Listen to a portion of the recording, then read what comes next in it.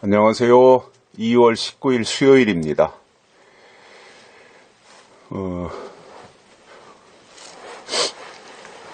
우한 폐렴 이야기 서두에서 조금 더 하겠습니다.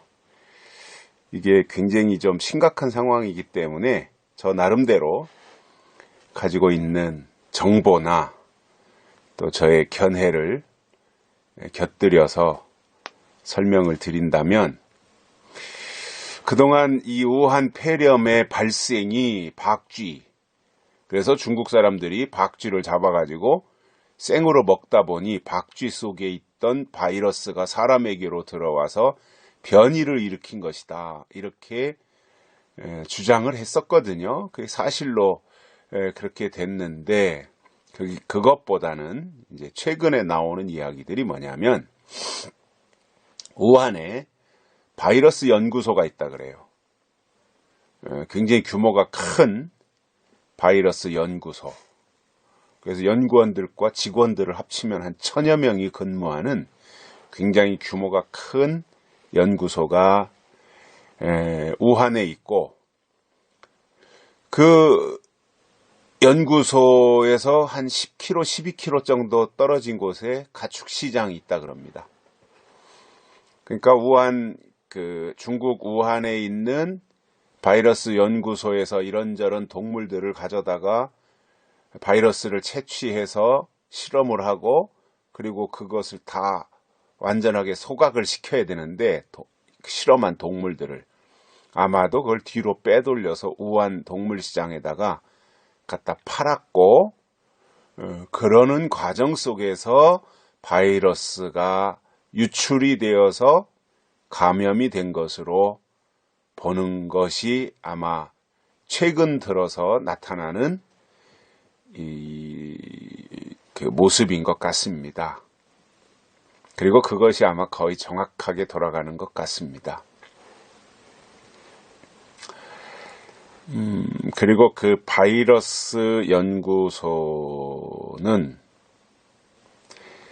그 수십 가지의 이제 여기저기서 채취한 바이러스들, 그것을 종균이라 그래야 되나요? 바이러스 균. 그것을 거기에 수십 가지의 균을 보관을 하고 있다 그래요. 그 연구소에서.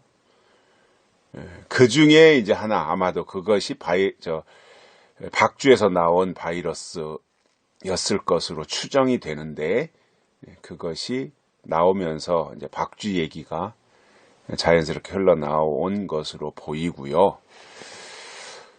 이것이 알려진 것은 이제 2019년도 12월 중하순 요 무렵에 그 중국인 어떤 의사에 의해서, 그분도 바이러스 감염이 돼서 죽었습니다마는, 그 사람에 의해서 이것이 밖으로 알려지기 시작했고요. 근데 사실상 그 이전부터 한 10월 달부터, 작년 10월 이 무렵부터 중국 자체적으로 그러한 것에 대한 그 환자들이, 우한을 다녀온 사람들에 의해서 환자들이 발병을 하고 또 사망도 하고, 이러한 현상들이 일어났기 때문에 중국에서는 그것을 알았지만 대응을 제대로 하지 않았고 감추려고만 했었다 이겁니다. 중국이라고 하는 사회가 워낙 가짜를 잘 만들어내고 조작도 잘하고 거짓말 선수고, 그러다 보니까 얼마든지, 그리고 사회주의 공산주의니까 그럴 수 있는 거지요. 그러다가 그것이 이제 여러 나라들로, 중국 사람들이 여행을 많이 다니니까 또 유학생들, 이런 사람들을 통해서 넘어오게 되고, 또 우리 한국 사람들도 중국에 여행을 갔다가 감염이 되어서 보균자로 넘어와가지고 그것이 확산되는 계기가 되었는데, 어제도 31번째 환자가, 32번째인가요? 한 번째인가? 대구에서 나왔죠. 대구. 신천지교회 소속이라 그래요. 신천지교회 소속. 그러니까 이제 그것도 비상이 걸리는 거죠. 그 사람이 신천지에 가서 어떤 사람을 만났고, 누구로부터 감염이 됐고, 또 누구를 만나서 어디로 퍼뜨려졌고, 이것이 또 추적이 어려워지는 거잖아요. 이런 것들을 보면서 뭔가 국가적인 대응 방법이 나와야 돼요. 구체적으로. 제일 지금이라도 해야 될 게 뭐냐? 중국과의 국경을 차단해야 되는 겁니다. 그리고 우리나라에 있는 환자들을 어떻게든지 추적해서 그 감염된 환자들을 격리해가지고 이것이 확산되지 않도록 막아야 되는데, 뭐 중국에서 이미 우리나라에 유학생들이 뭐 2만 명인가가 들어왔다 그러죠. 그러니까 뭐 이제 걷잡을 수 없이 점점점 확산될 것만 남지 않았는가. 그래서 우리나라의 그 감염병 관련 교수들의 하는 이야기 가운데서도 그런 얘기가 있다 그러죠. 4월 달에 더 창궐할 수 있다. 3월 말, 4월 창궐할 수 있고 6월 달, 7월 달이 가야 이것이 이제 수그러들 것이다. 이렇게 얘기를 하고 있는데, 그 말이 맞는 것이 홍콩 같은 경우도 고온 다습한 날씨라 그러잖아요, 요즘. 그런데도 거기에서도 계속해서 발병이 일어나고 있는 것을 볼 때, 홍콩보다 온도가 낮은 우리나라 같은 경우는 이것이 4월 말, 5월, 6월 이때까지도 갈 수 있다라고 하는 예상들을 하고 있는 거예요. 그러면 이 피해를 얼마나 많은 사람들이 당하겠습니까?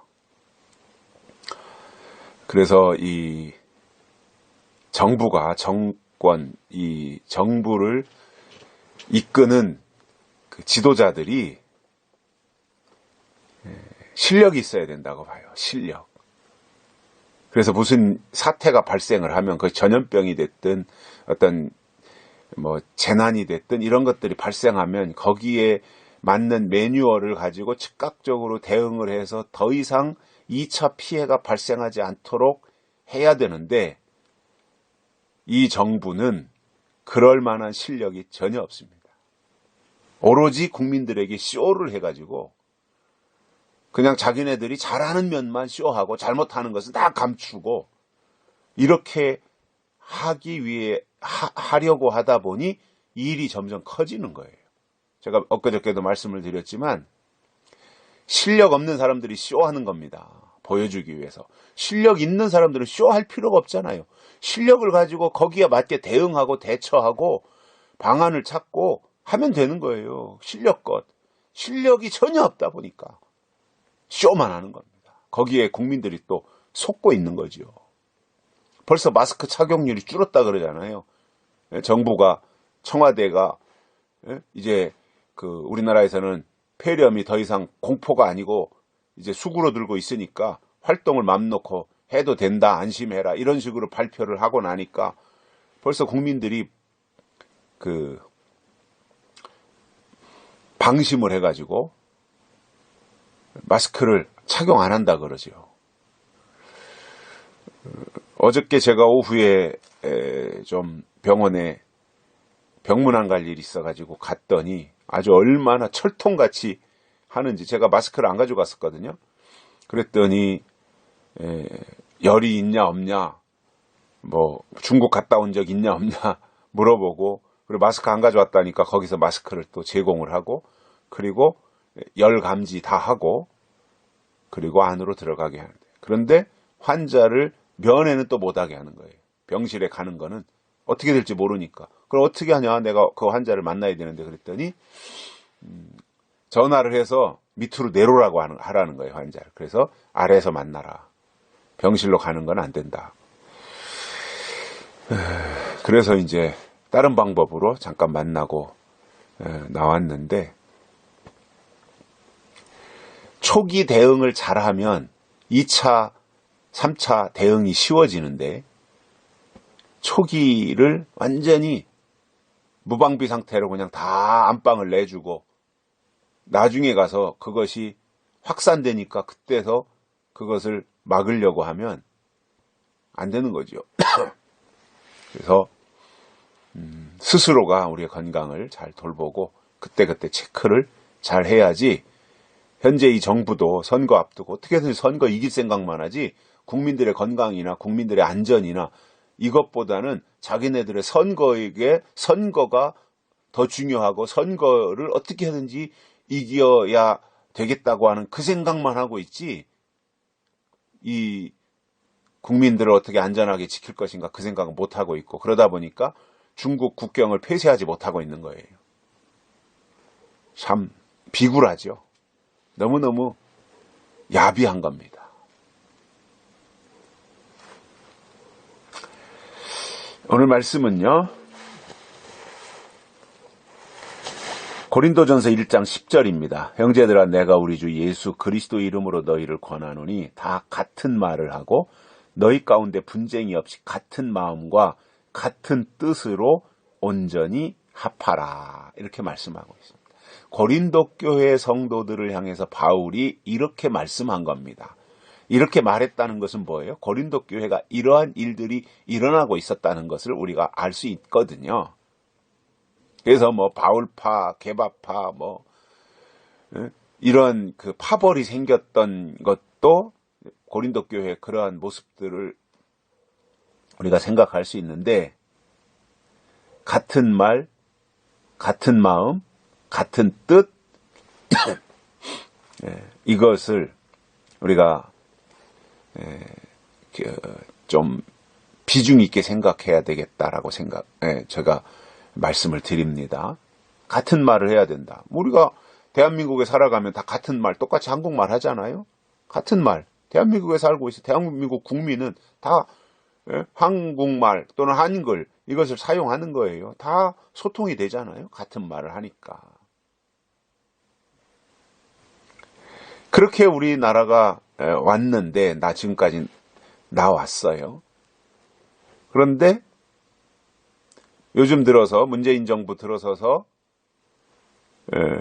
나타나는 현상, 기이한 현상 가운데가 하나가 뭐냐면, 그동안에는 대한민국의 체제를 인정하고 대한민국이 자유민주주의 국가라고 하는 것을 인정하는 사람들이 정치 지도자가 됐었는데, 묘하게 이번 정부는 대한민국의 체제를 부정하는 다른 말을 하는 사람들이 나타난 거예요.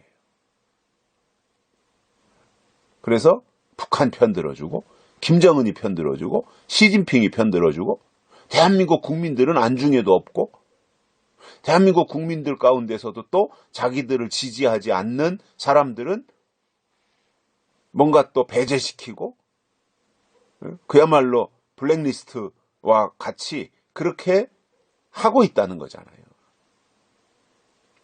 대한민국 국민이라면 첫째, 대한민국 말, 이 한국말 이걸 해야 되고, 둘째, 대한민국이 추구하는 이념 있잖아요. 이념, 자유민주주의, 자유시장경제, 이런 것에 다 공감을 해야 되고 동의를 해야 되고,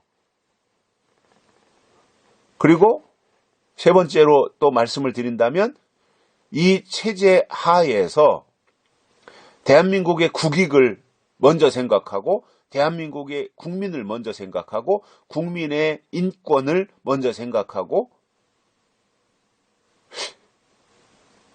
그래서 우리 대한민국이 이승만 대통령에 의해서 건국이 되었고, 이승만 대통령이 초대 헌법을 만들었고, 그래서 그 헌법에 의해서 초대 국회가 시작이 되었고, 이렇게 해서 이승만 정신으로 우리 대한민국이 세워져서 지금까지 나왔다면, 그것에 대해서 공감을 하고 말이 같아야 돼요. 근데 지금 우리나라의 현재 문제가 뭐예요? 말이 달라요. 좌파 우파의 말이 다르다는 거죠. 이게 심각한 현상이라고 저는 보거든요. 자, 그러면 신앙적으로 볼 때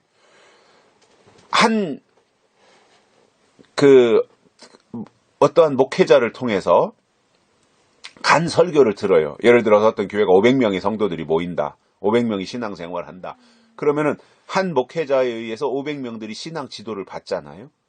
그러면 똑같은 주일날 똑같은 성경 본문을 가지고 똑같이 설교를 들었으면 그 말을 듣고 같은 말을 해야 되는데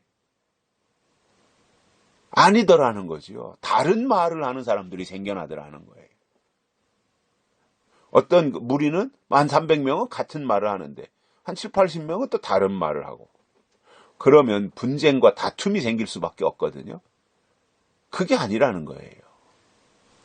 어떠한 교회가 됐든 국가가 됐든 헌법이 있고 또 어떠한 제도가 만들어지면 거기에 의해서 그 체제 속에서 사는 사람들은 그것을 더 먼저 생각해야 되는데, 그 체제에서 살면서 어떻게든지 체제를 붕괴시키려고 하고 다른 나라의 체제를 동경하거나 다른 나라의 체제를 더 흠모한다. 그거는 잘못된 사람인 거죠. 다른 말을 한다라는 거죠. 우리가 하나님을 믿고 예수님을 믿는다, 성령을 받았다. 그러면 성령의 생각으로 성령의 말을 하고 살아야 돼요. 근데 말로는 나 예수 믿는다, 나 하나님의 사람이다라고 고백은 하는 것 같은데 그가 실질적으로 하는 말을 보니까 사탄의 말을 한다. 그러면 잘못된 거잖아요. 하나님의 사람이라면 하나님의 말을 해야 되는데 하나님의 사람이라고 하면서 사탄의 말을 한다면 그건 하나님의 사람이 아니라 사탄의 사람인 거죠. 이게 다른 말인 겁니다. 그래서 바울은 같은 말을 해라. 그리고 분쟁이 생기지 않도록 같은 마음과 같은 뜻을 품어야 된다 이겁니다. 말이 같아야 되고 마음이 같아야 되고 뜻이 같아야 된다.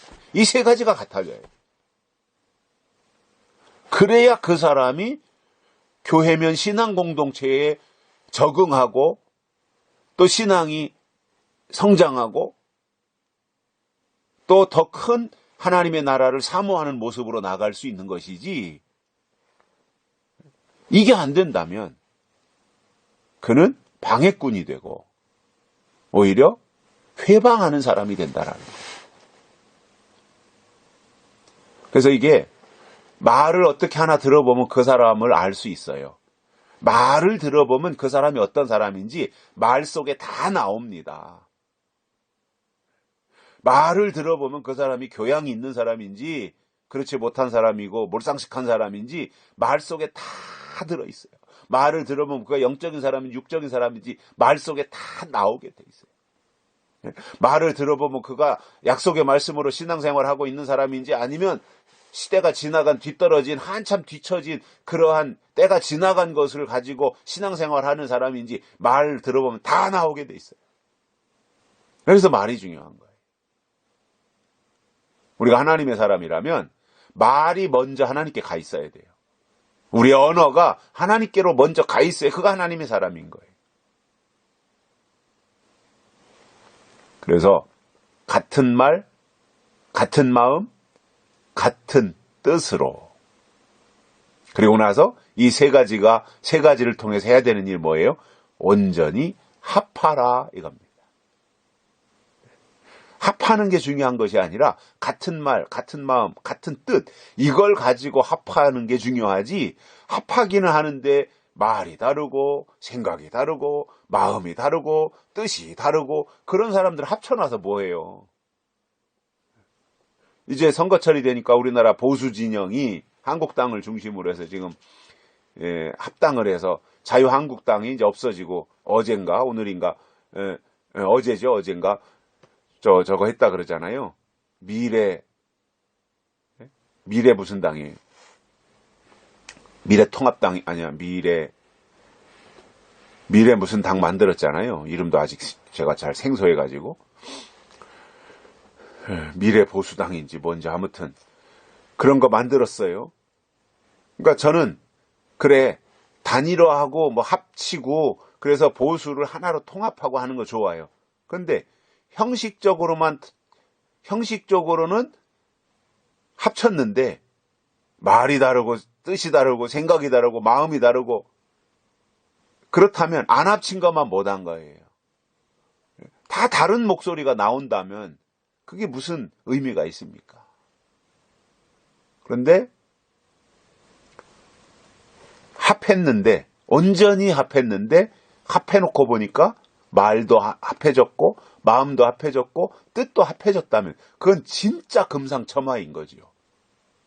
저는 이번에 보수 대통합이 그렇게 되기를 바랍니다.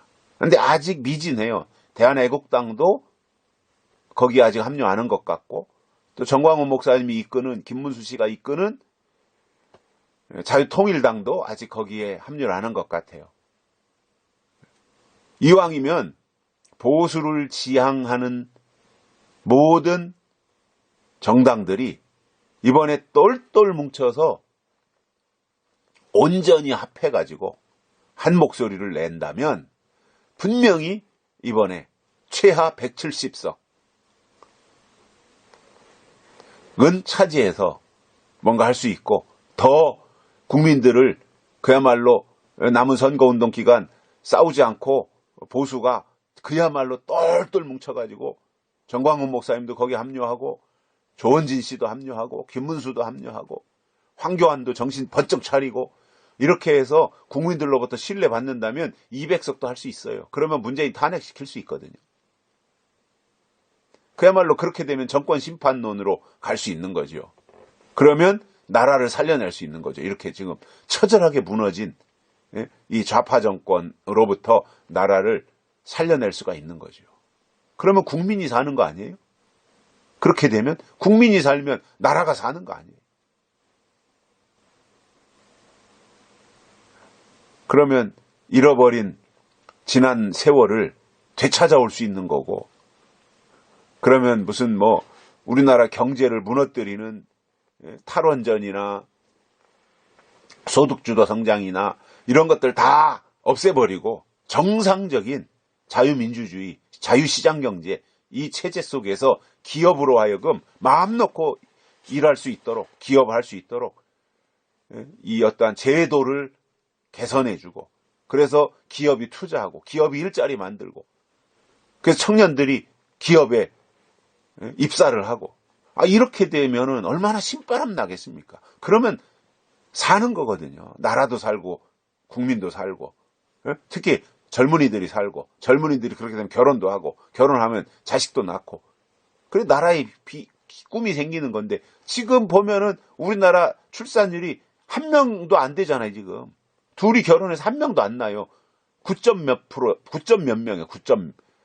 그러니까 1명 안 되니까 0.98명인가? 아무튼 그래요. 그러니까 100명이 결혼해서 10명을 낳으면 10%죠. 그죠? 10%. 근데 그것도 안 된다는 거죠. 100명이 결혼해서, 그러니까 1000명이 결혼해서 98명 낳으면 9.8명 낳는 거잖아요. 그러니까 제가 볼 때는 현재 우리나라 인구가 5,200만 명 된다고 하면, 둘이 결혼해서 둘을 낳으면 더 이상 인구 줄진 않아요.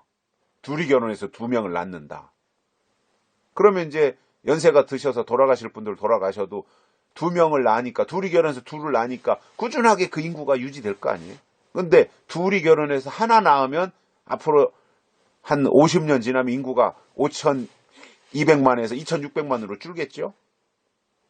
연세가 드셔서 돌아가시는 분들도 계시지만 사고로 또 자살로 이렇게 하면은 사망률도 굉장히 높거든요. 근데 이렇게 둘이 결혼해서 1명 낳으면 나라의 국가가 비전이 없는 거지요. 근데 둘이 결혼해서 1명도 안 난다. 0.98명이다. 그러면 나라의 근간이 흔들리는 거잖아요. 왜 이렇게 되고 있어? 소득주도 성장, 주 52시간, 일할 수 없게 만들어 놔버렸어요. 그러니까 경기가 다 무너지고, 지금 재래시장을 가보든 전통시장을 가보든 아니면은 이 원도심을 가보든 완전히 다 죽어버렸어요. 도시고 시골이고 똑같습니다. 가보면 활성화되어야 될 원도심이라든가 이런 데가 완전히 불 꺼진, 그야말로 아주 적막이 감도는 그러한 도시가 돼버려요. 이러한 것에서 나라를 다시금 일으키고 회복시키고 나라에 장래가 있고 국민들에게 희망과 꿈을 줄 수 있는 것이 뭐예요? 이 국민들이 마음을 합해서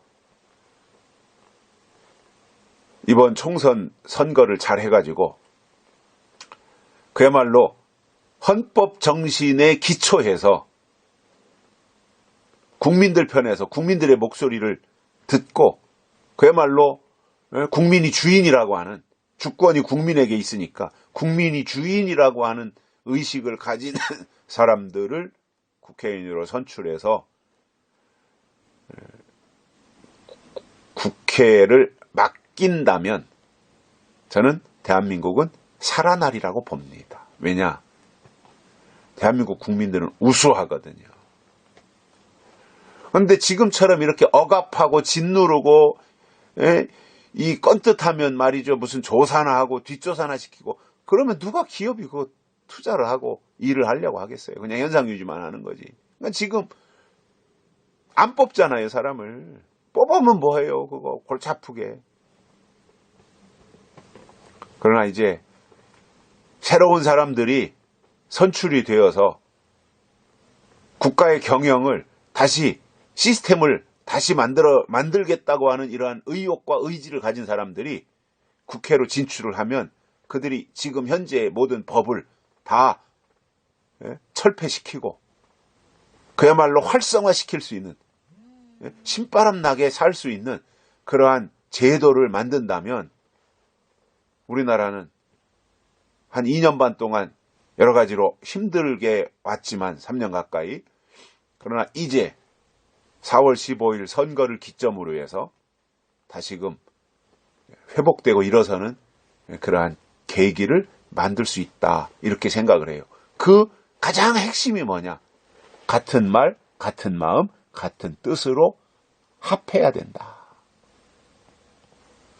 이왕이면 자유민주주의 체제를 수호하겠다고 하는 의식을 가진 사람들을 중심으로 같은 말, 같은 마음, 같은 뜻을 품도록 해줘야지, 저 빨갱이의 생각을 가지고 있는 사람들을 중심으로 합한다면 그것은 망하는 거죠. 저는 현재 대한민국 국민으로 우리가 살고 있으니까 대한민국 국민으로서 대한민국 헌법을 지키는 사람들이 국회로 진출해야 된다, 이렇게 생각을 하고, 또 신앙적으로 보면은 하나님의 약속의 말씀을 가진 예언의 말씀을 지키려고 하는 그러한 사람들이 같은 말, 같은 마음, 같은 뜻으로 합하면 하나님의 일을 얼마든지 이뤄낼 수 있다, 이렇게 생각을 하면서 우리에게 중요한 것은 하나님의 마음입니다. 하나님이 주신 마음, 하나님의 계획, 이러한 것들이 우리에게 중요한 것이다 라는 것을 알고 우리의 신앙이, 또 우리의 믿음이 하나님 보실 때 아름답고 하나님 앞에 합당한 모습으로 만들어지되 각자 서로 내 주장을 내세울 것이 아니라 온전히 합할 수 있는, 우리가 영적으로도 하나님하고 합하고 하나님과 합한 사람들이 사람과 이렇게 합해지고, 그게 진정한 의미의 부흥이잖아요. 부흥. 국가적으로도 그렇게 나아갈 때 우리나라가 그야말로 이승만 대통령이 세운 기독교 입국론, 그것을 근간으로 해서 이제 모든 우리나라의 이 어떤 사회주의, 공산주의, 이러한 것들을 물리치고 우리나라가 기독교 국가로 세워질 수 있는 그 길을 만들어갈 수 있다, 이렇게 생각을 하면서 우리가 늘 기도하고, 또 어떤 경우도 말과 마음과 뜻이 같아지는, 그래서 우리의 영적 수준이 높아져서 같아져야지 영적 수준이 낮아져서 같아지는 건 별로 의미가 없어요. 영적 수준이 올라가서 같아져야 돼요. 같이 서로 올라가서. 내려가서 같아지만 하향 평준화가 되면 안 됩니다. 상향 평준화가 돼야 됩니다. 하나님이 그걸 우리에게 원하십니다. 그러한 하루가 될 수 있기를 바랍니다. 여기까지 합니다. 감사합니다.